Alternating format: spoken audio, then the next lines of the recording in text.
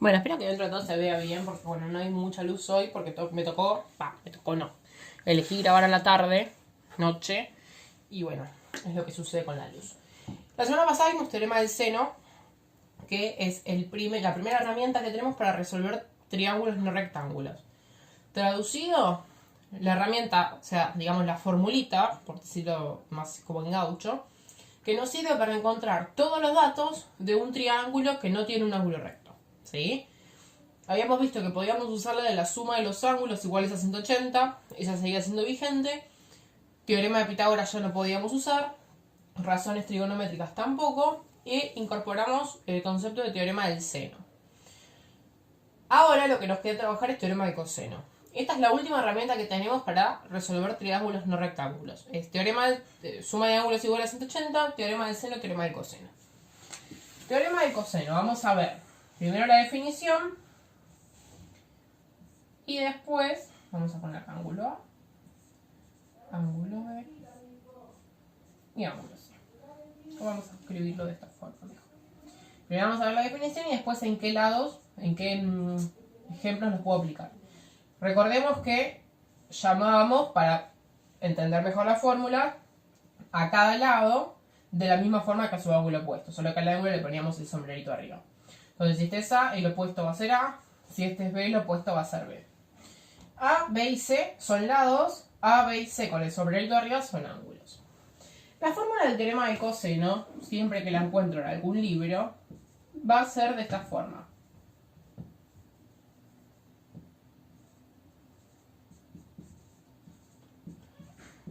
Ahora la traducimos, ¿sí? Siempre la vamos a encontrar de esta forma con el lado C. ¿Qué es lo que me quiere decir? Me sirve, si la leo así, para encontrar el valor de algún lado. ¿Qué datos tengo que tener para poder encontrarlo? ¿Cuánto valen los otros dos lados? ¿Y cuánto vale el ángulo opuesto? ¿Sí? Fíjense que tengo C al cuadrado, lo calculo como la suma de los otros dos lados al cuadrado, menos el doble de esos dos lados por el coseno del ángulo opuesto. Fíjense que si acá ponemos C, acá vamos a poner el ángulo C. Siempre tiene que ser lado, ángulo opuesto. Y las otras letras se tienen que corresponder a los otros dos lados. Siempre en general en los libros aparece de esta forma y uno interpreta que solo se puede calcular este lado. No, la fórmula sirve para todos los lados.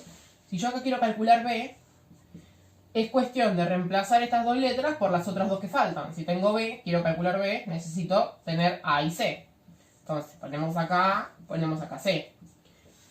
El doble ya no va a ser de A y de B, sino de A y de C, porque son los otros dos lados. ¿Sí? Siempre me fijo cuál tengo acá y en esta parte de la fórmula uso los otros dos. Y el coseno ya no va a ser de C, porque el ángulo opuesto a B es B con el sombrerito de arriba. Entonces va a ser el coseno de B. Con A también lo puedo calcular. Voy a tener que poner los otros dos. Si acá tengo A, acá voy a tener que usar B y C. Y el coseno ahora no va a ser de B ni de C. El opuesto es A. ¿Sí? Entonces, la fórmula del teorema del coseno se puede usar para cualquier lado. Más allá de que en el libro a veces aparezca de una forma u otra. Yo me voy a quedar con una sola. Para economizar un poco, sabemos que podemos modificarla a nuestro antojo. Y vamos a ver un ejemplo de cómo aplicarla. Voy a inventar yo algunos valores, ¿sí? Vamos a empezar acá, los tengo acá, esperen que los tengo acá escritos, porque si no vieron que yo me olvido, estoy un poco vieja. A ver. Este ángulo, ahora vamos a ponerlo con rojo, espero que se vea con la luz el rojo. Este ángulo, 41 grados. No sé si tengo no tengo la calculadora acá. Bueno, vamos a tener que improvisar. 41, 4,51, 7,5.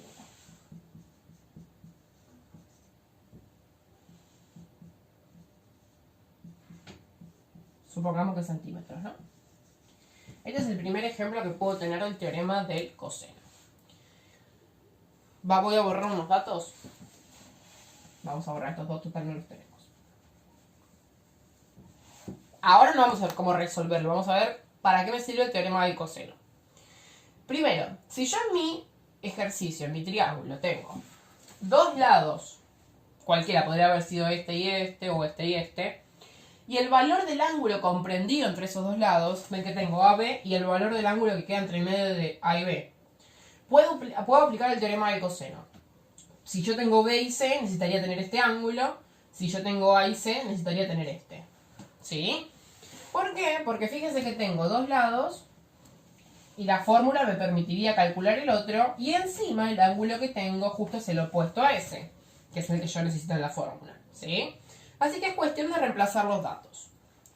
C lo voy a dejar tal cual está porque justamente es lo que puedo calcular. A y B ya sé cuánto vale, entonces lo reemplazo. De I C A voy a poner 4,51. Lo elevo al cuadrado porque la fórmula me dice A al cuadrado. A B voy a hacer lo mismo. 7,5 al cuadrado. Menos 2 por A. 2 por 4,51. Por, fíjense que le saqué el centímetro para que quede más lindo. Por B, que es 7,5. Por el coseno de C, que sería el coseno del ángulo opuesto a este lado, que sería coseno de 41. ¿Sí?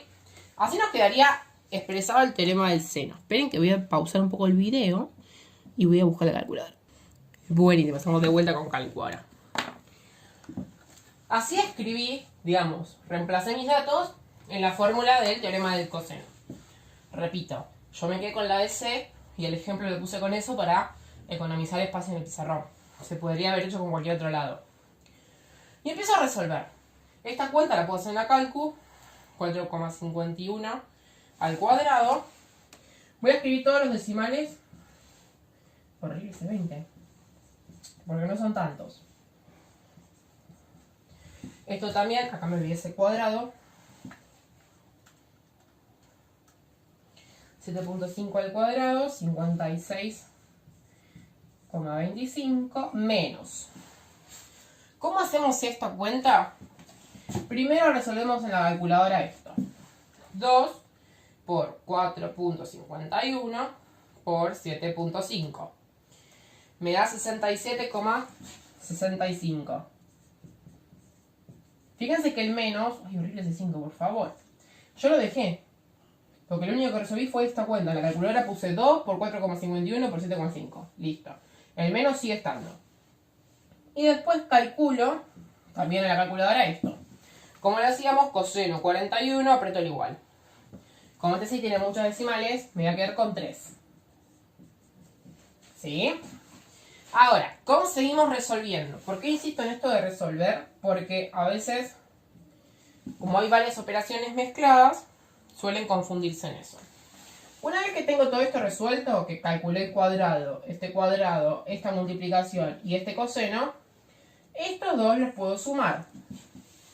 20.3401 más 56.25. Me queda 76,5901. Ahora, ¿qué hago? ¿Le resto esto? No, porque si yo separaría en términos, como hacían allá por primer año, suma y resta separan términos. Entonces, este término tiene dos números adentro. Entonces, antes de hacer cualquier cosa, los tengo que operar. En este caso, como hay una multiplicación, antes de hacer la resta, tengo que resolver esta multiplicación. 67.65 por 0.754. Me queda 51,0081. Ahora sí los puedo restar.